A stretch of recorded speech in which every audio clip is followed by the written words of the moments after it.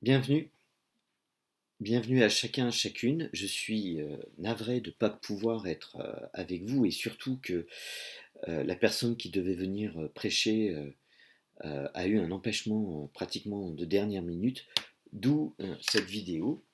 Alors j'espère que vous allez bien, en tout cas tout compte fait, vous me voyez, mais nous verrons très très bientôt et ça c'est déjà une bonne nouvelle. Le sujet de ce matin pourrait être une question.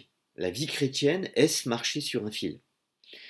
Et je m'explique. Lorsque j'étais jeune dans la foi et que je lisais un verset comme celui que je vais vous lire, faites tous vos efforts pour ajouter à votre foi à la vertu la connaissance, à la connaissance la maîtrise de soi, à la maîtrise de soi l'endurance dans l'épreuve, à l'endurance la piété, à la piété l'affection fraternelle et à l'affection fraternelle l'amour.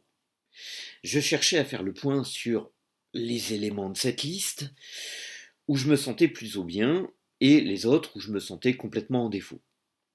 Je cherchais donc à faire au travers de cette liste de versets des enquêtes dans la Bible avec tous les versets qui y faisaient référence. Et au fond, c'est une très bonne chose, c'est pour chercher à grandir. Chercher à croître dans toutes ces valeurs, c'est excellent. C'est d'ailleurs l'un des objectifs pour lesquels Pierre, parce que c'est de là qu'est cité le verset, l'apôtre Pierre écrit. Mais il existait un double piège dans mon regard d'alors, le sentiment de fierté par rapport à ces listes dans lesquelles je pouvais me sentir à l'aise, et donc de jugement par rapport à ceux qui ne se sentiraient pas à l'aise, ou que je pouvais juger en considérant en incompétence sur ces valeurs, et puis un accent sur les efforts à fournir. Faites tous vos efforts pour progresser, en oubliant ce que Pierre avait écrit juste au-dessus et en dessous également. Et donc en m'appuyant sur des motivations et des forces qui ne correspondaient pas à ce que Pierre attendait. En lisant de tels passages, certains vont avoir tendance à ne jamais se croire à la hauteur, ce qui est probablement vrai de toute façon, euh, mais avec un regard négatif, et d'autres à ne se concentrer que sur des valeurs qu'ils maîtrisent, d'autres encore vont s'en servir pour outils de sélection au sein de l'Église, peut-être.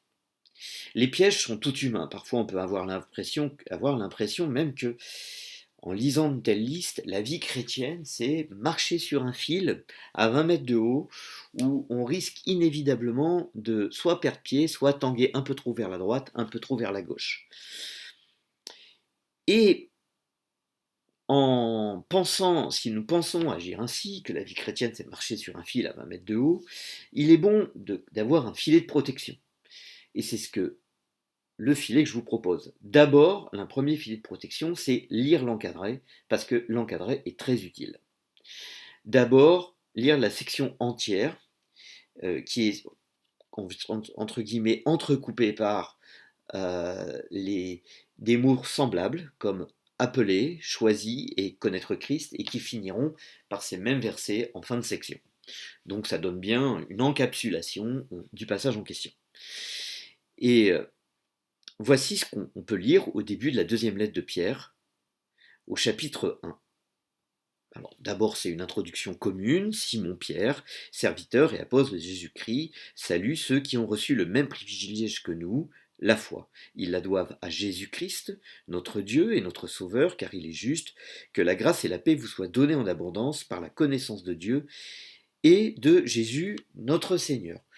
Donc, en attendant que vous alliez à ce passage, d'abord, c'est une lettre dans le style de son époque. L'expéditeur se présente et il présente également les destinataires, même s'ils ne sont pas attachés à un lieu fixe, on les connaît parce qu'ils sont liés avec l'apôtre à une même foi, celle en Christ Jésus.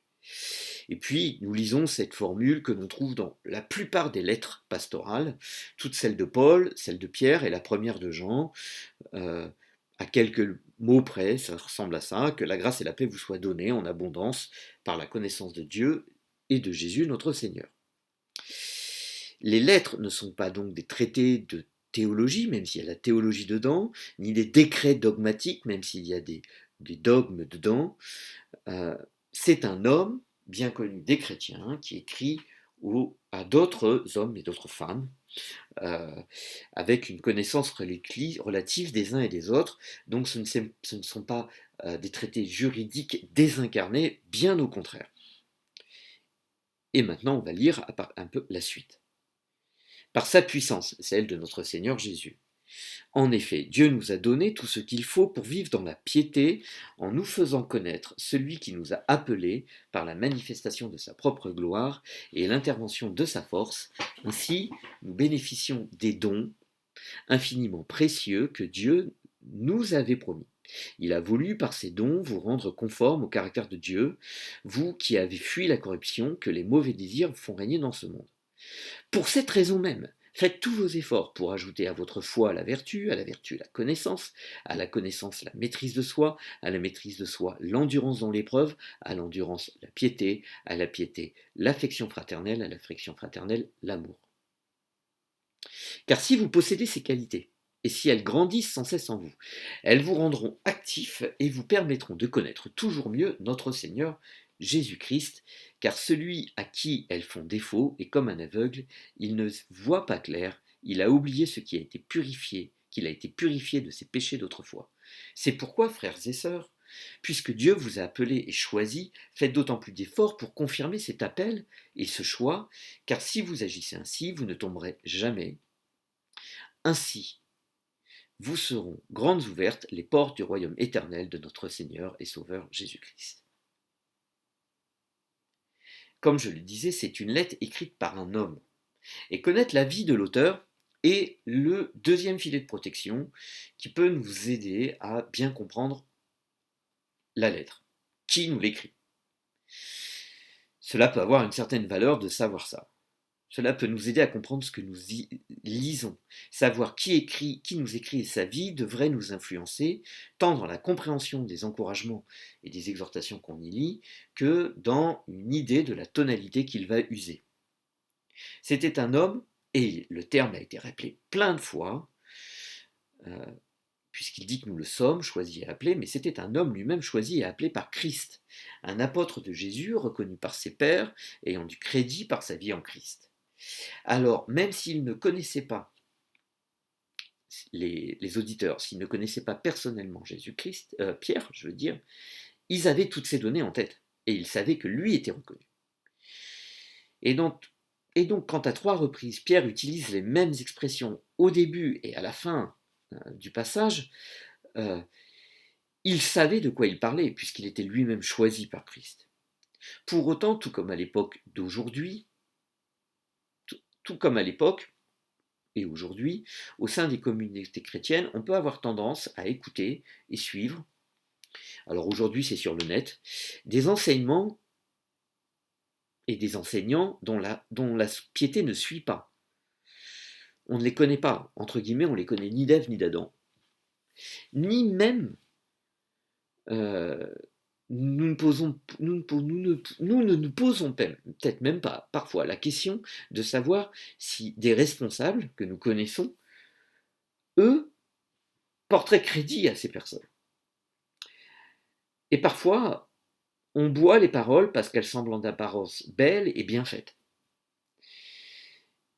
Et aujourd'hui, il en est de même lorsque parfois nous avons tendance à interpréter SMS, mail, WhatsApp ou autres, avec dans l'ambiance actuelle d'interpréter mots et virgules sans tenir compte de celui qui nous écrit, de l'histoire relationnelle que nous avons avec cette personne, avec l'auteur du SMS ou du mail, comme si les mots étaient désincarnés. Avec Pierre, nous ne devrions pas avoir ce problème, il était connu, il était choisi par Christ lui-même pendant le vivant de Christ. Sauf que, alors qu'il abordera ce sujet plus tard dans cette lettre, les faux enseignants, il commence par aborder un sujet qui lui peut nous apprendre à discerner. Quoi retenir chez l'autre et comment retenir et comment filtrer la foi, la piété et notre maturité en Christ. Pierre, comme il l'écrit lui-même, est sur la fin de sa vie.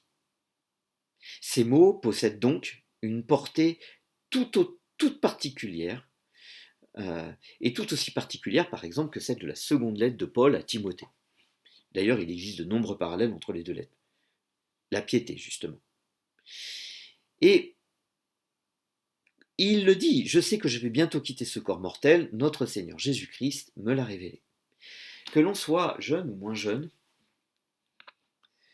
avoir déjà eu des conversations avec des personnes qui sont parties quelques jours plus tard ou quelques semaines plus tard, que ce soit prévisible en raison de la maladie ou non, cela nous marque à vie.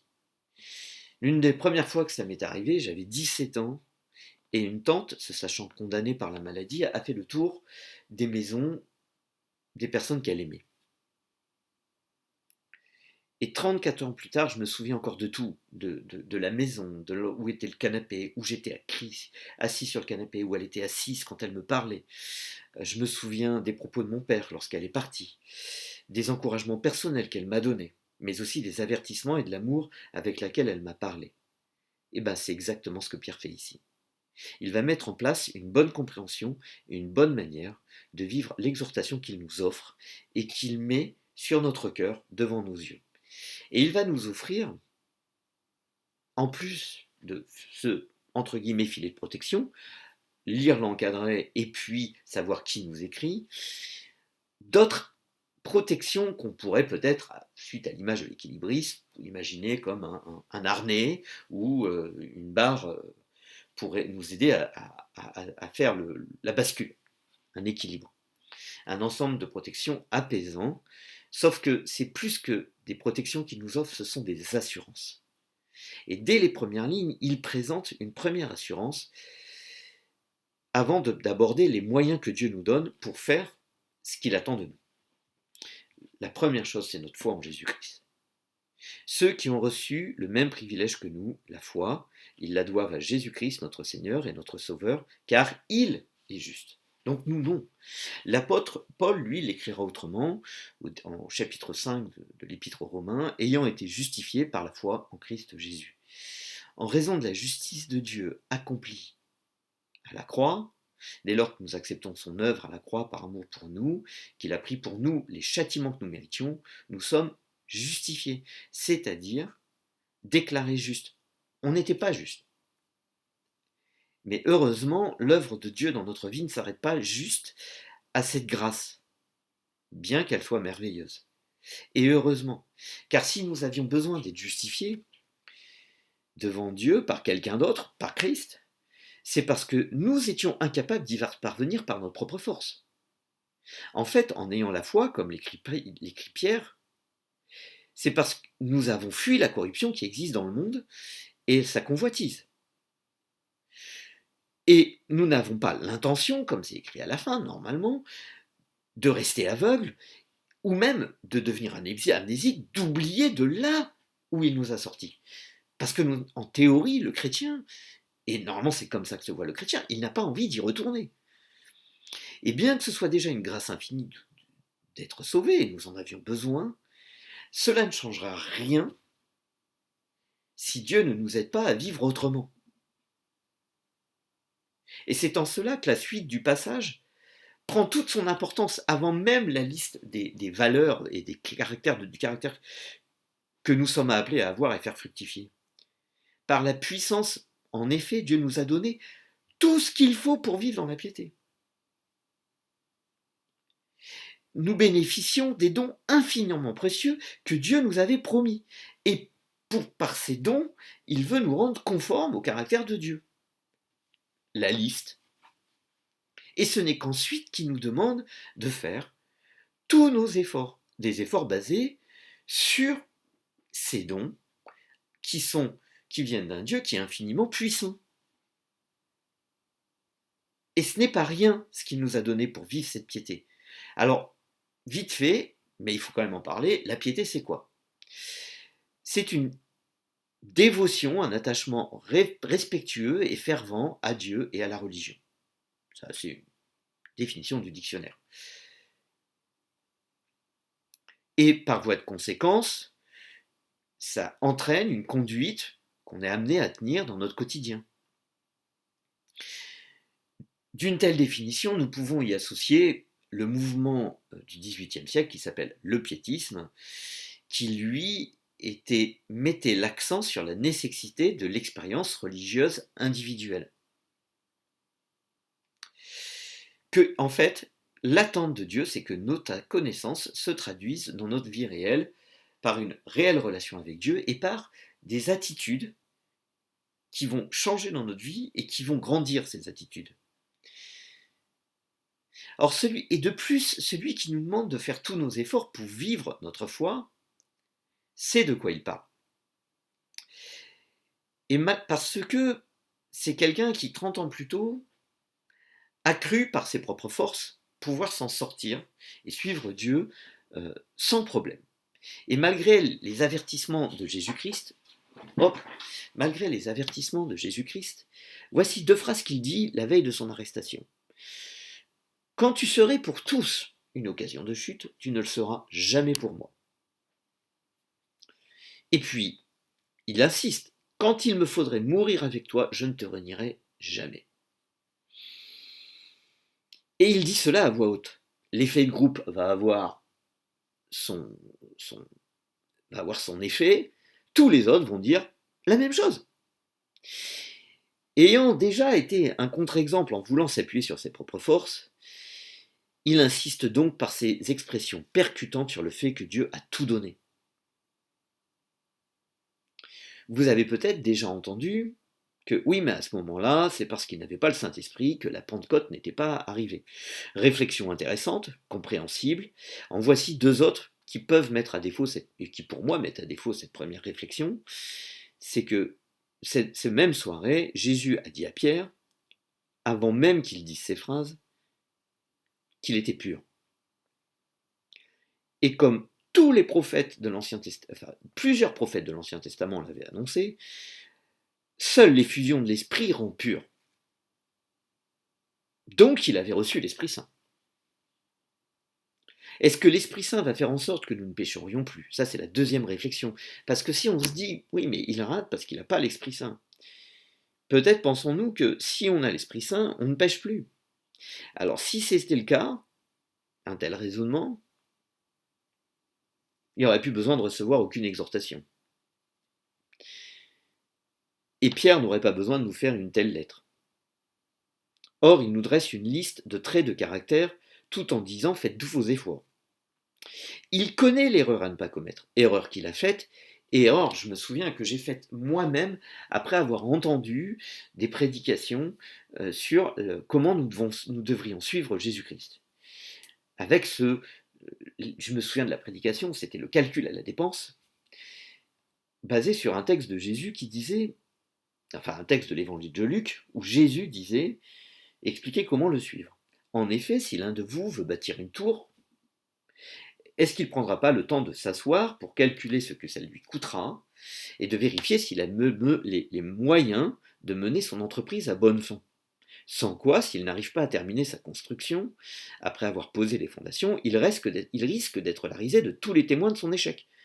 Regardez, diront-ils, en voilà un qui a commencé à construire et qu'il n'a pas pu terminer. Donc, moi je pensais qu'après avoir calculé la dépense, de me dire, oui, je peux suivre Jésus. J'ai les moyens de suivre Jésus. J'ai le moyen de construire cette tour. J'aurais dû me rappeler 2 choses.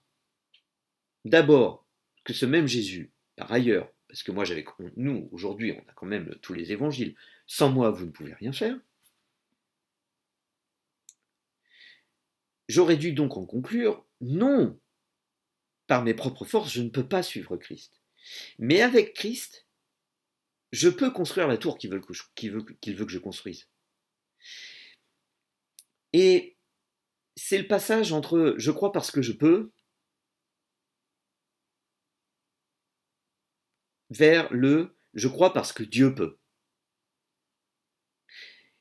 Il semble que ce soit une étape nécessaire pour beaucoup de chrétiens, vers une étape de maturité. En tous les cas, c'est celle que Louis de Schweitzer considère comme pratiquement inévitable. Et cette première étape, il dit que ça nous fait passer par une crise de la foi. Et pourquoi parler de maturité? Parce que c'est peut-être, même certainement ainsi, qu'il est bon de lire cette liste. Est-ce vraiment marcher sur un fil? En fait, je ne pense pas. C'est une marche de croissance. Et l'une des phrases de l'apôtre Pierre qui nous dirige vers cette style de lecture, c'est celle-ci: si vous possédez ces choses et si elles croissent en vous, vous ne resterez pas sans activité. Elles vous feront progresser dans la connaissance de Christ. D'autres traductions aussi ont si ces qualités se développent en vous. D'autres encore, dont si elles sont en vous et y foisonnent. Mais avoir quelque chose en nous et que ça foisonne, ce n'est pas la même chose. Pas toujours. Nous serions peut-être tentés, encore une fois, de nous analyser, et c'est une bonne chose, au regard de cette liste et de la regarder en face. Est-ce que ces choses sont en moi et est-ce qu'elles y foisonnent? Sauf que j'ai remarqué que nous pourrions avoir un regard photographique, un instantané sur ces moments précis, un peu tronqué. Par exemple, Georges Werner écrit que, dans un de ses livres, que lorsqu'on échoue, on regarde notre échec comme si cet échec reflétait 95% de notre vie. Alors que bien souvent, c'est l'inverse. On a résisté, tenu, eu la bonne attitude pendant 95% du temps et on se concentre sur les 5% de l'échec. Ça ne veut pas dire qu'on a le droit à 5% d'échec. Ça n'a rien à voir, hein, jamais de la vie. Mais que nous avons des progrès à faire et que nous en aurons toujours. Et ça met aussi en évidence un point, c'est que parfois, nous pourrions, à la regard d'un instantané, et surtout un instantané sur un Polaroid sur le pire moment de notre journée ou de notre semaine, faire comme si c'était ce à quoi nous devons nous identifier. Il est bon de se rappeler que quand Jésus a appelé Pierre, c'est l'auteur de cette lettre, à devenir pêcheur d'hommes, pour ceux qui connaissent un peu les évangiles, ce n'est pas une surprise de se rappeler que la maîtrise de choix chez lui n'était pas au top. Ce n'était pas la première de ses qualités, tant pour dégainer sa langue de sa poche, que pour dégainer son épée lors de l'arrestation de Jésus. Alors oui, la langue de Christ est une épée à double tranchant, mais celle de Christ, pas celle de Pierre. Pas à ce moment-là, en tous les cas. Ça n'a pas empêché Jésus de ne pas attendre les progrès pour le mettre à l'ouvrage. Jésus ne regarde pas notre vie comme juste un instantané, un Polaroid sur le pire moment ou le meilleur moment de notre vie. Il regarde notre vie et il la connaît. Et puis, cela veut dire aussi que si nous avons des efforts à faire, c'est qu'il existe une différence entre avoir en soi toutes ces choses et qu'elles foisonnent. Mais que répondre à la question, mais est-ce qu'elles sont en nous? Si elles sont en nous, cette phrase qui liste, la liste que la piété, l'amour fraternel, l'endurance, la patience, la maîtrise de soi, l'amour, ressemble pour peu, pour pas mal, à une autre liste d'un autre apôtre. Et il dit ceci: mais le fruit de l'esprit, c'est amour, joie, paix, patience, bonté, bienveillance, douceur, maîtrise de soi. Écrit par Paul, un homme qui a traité un autre homme de muraille blanchie. Comme exemple parfait de bienveillance ou de maîtrise de langue, on peut faire un peu mieux. Ou alors, la bienveillance du XXIe siècle n'est peut-être pas celle que Dieu attend. Ou alors, il n'avait pas peur, les apôtres, de se montrer tels qu'ils étaient réellement. De la même manière, la douceur ne veut pas forcément dire être tout mou. Mais cette liste comprend littéralement 3 équivalences, entre les deux listes là: amour, patience, maîtrise de soi, et l'on pourrait même trouver d'autres points de similitude. Mais il en existe un autre de point commun. Ce sont des qualités humaines dans les deux cas. Des valeurs. Ces qualités sont celles de Dieu. Elles ne sont pas forcément toutes en nous naturellement. Sauf que quand même, malgré la vie franchement pourrie sur Terre et détériorée par ce que le chrétien va appeler le péché, donc moi aussi, ces qualités peuvent se trouver même chez le non-chrétien en partie. Parce que même s'il ne veut pas de Dieu, il reste chez lui une parcelle du fait qu'il a été créé en image de Dieu. Ainsi, quand l'apôtre parle de cette liste, lui, pour autant, ne parle pas du non-chrétien, puisqu'il dissocie celui qui les a et veut les avoir en abondance et les faire fructifier, et celui qui est aveugle et ne veut pas changer de vie. Celui qui considère que c'est suffisant là où il en est par rapport à cette liste. Le chrétien comme le non-chrétien finira toujours par se trouver en défaut dans l'une ou l'autre de ses qualités, quels que soient ses dons naturels. Sauf que le chrétien, lui, est appelé à avoir envie de progresser là-dedans, à corriger ses manquements. Et il a besoin de se rappeler que ces choses lui sont données. En lui, Dieu a tout donné, des dons infiniment précieux pour vivre, pour grandir dans notre vie, et pour grandir dans notre relation avec Dieu, et pour avoir une vie qui correspond ou reflète le caractère de Dieu. Cette phrase permet de saisir que mieux connaître Christ aussi est lié à l'expérimentation de ces valeurs. C'est en essayant de progresser dans ces valeurs qu'on va mieux connaître Christ. Ce n'est pas qu'une connaissance intellectuelle. Et on va aller chercher dans la vie de Jésus-Christ, bien souvent, une définition incarnée, une mise en pratique de ce que les mots de la liste veulent dire, de comment Jésus les met en pratique.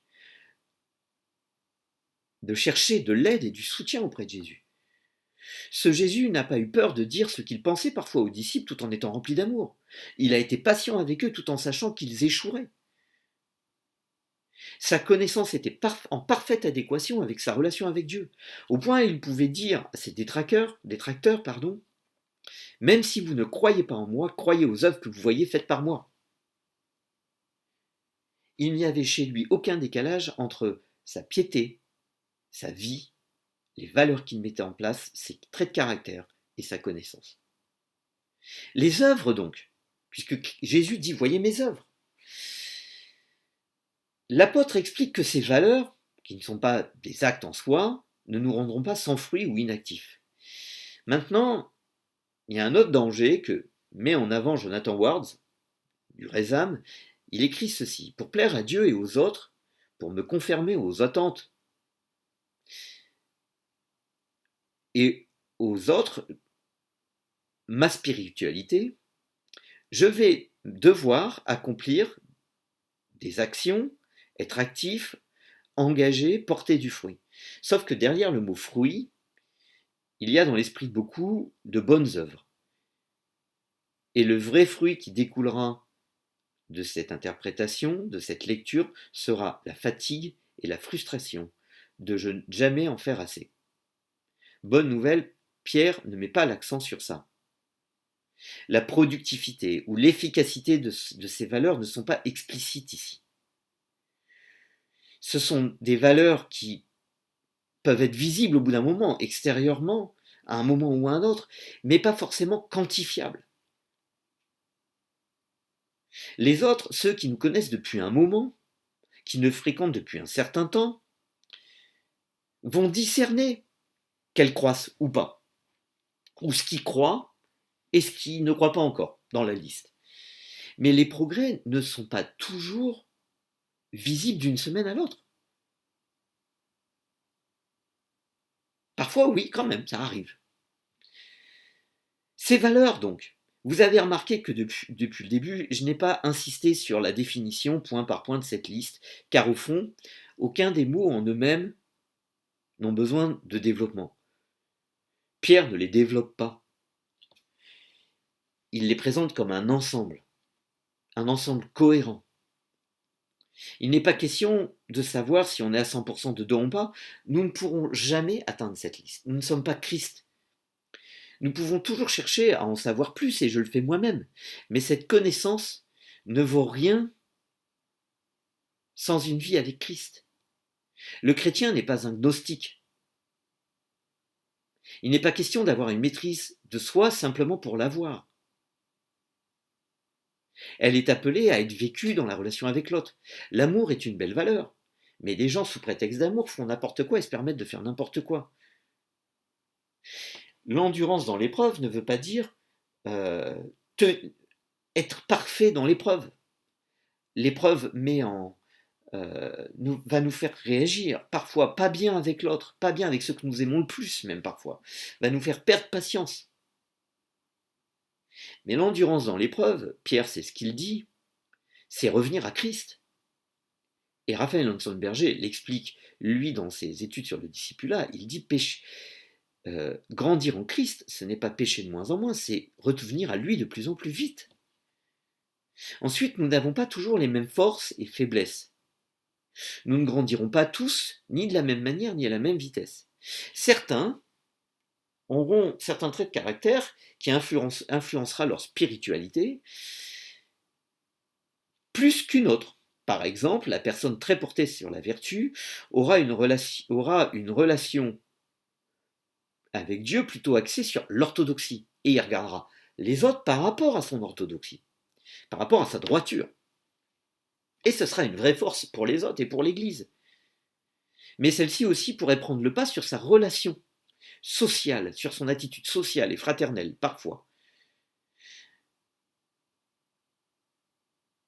Ainsi, tant dans l'Église qu'ailleurs, la personne très attirée par l'orthodoxie devra composer avec d'autres qui auront une vision beaucoup plus sociale. Entre autres, l'affection fraternelle ou l'amour, très porté sur le social, l'humain. Mais eux-mêmes devront ne pas voir les premiers comme des rigoristes légalistes. Ni même ceux qui s'attendent à ce qu'on mette l'accent sur les connaissances bibliques et la doxologie.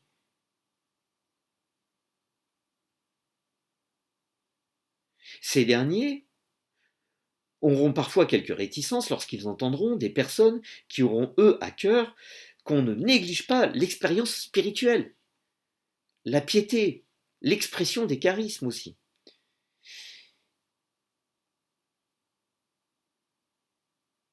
Et ils voudront faire en sorte et être vigilants sur le fait que cette expérience ne prenne pas le pas sur la base de la foi. Vous pouvez saisir qu'à travers cette liste, nous allons être encouragés à vivre avec l'autre, à nous associer avec ceux qui n'ont pas les mêmes forces dans ces valeurs pour en prendre un peu d'eux, saisir un peu de leur force euh, et sans, quelque part, s'en imprégner également. Pour voir de façon incarnée comment ces valeurs peuvent vivre, peuvent se voir concrètement chez l'autre aujourd'hui dans nos sociétés du XXe siècle. Comment savoir où on en est? Dieu, ses dons et les autres. Quoi qu'il arrive, la base et la finalité, c'est notre relation avec Dieu. On commence avec cette foi et on finit avec la porte du royaume des cieux grande ouverte. Nous avons sans cesse besoin de nous rappeler que pour croître en ces traits de caractère qui sont de Dieu, cela veut aussi dire aller chercher auprès de lui tout ce dont nous avons besoin pour grandir. Nous rappeler aussi que Dieu a été très généreux en dons pour qu'on mûrisse. Dans ces dons, il y a sa parole, celle dont nous nous sommes servis à l'instant, pour savoir une partie de ce que Dieu veut, la lire régulièrement, quel que soit le rythme, régulièrement, pas tant comme un livre, mais en se rappelant qu'elle dit d'elle-même qu'elle est parole de Dieu, et donc se poser peut-être quelques questions lors de la lecture, des questions toutes simples. Hein. Qu'est-ce que j'apprends sur Dieu? Qu'est-ce que j'apprends sur moi? Qu'est-ce que Dieu veut me dire? C'est aussi simple que ça. Mais ça veut aussi dire laisser de la place aux autres dans notre vie, se laisser connaître et apprendre à connaître l'autre.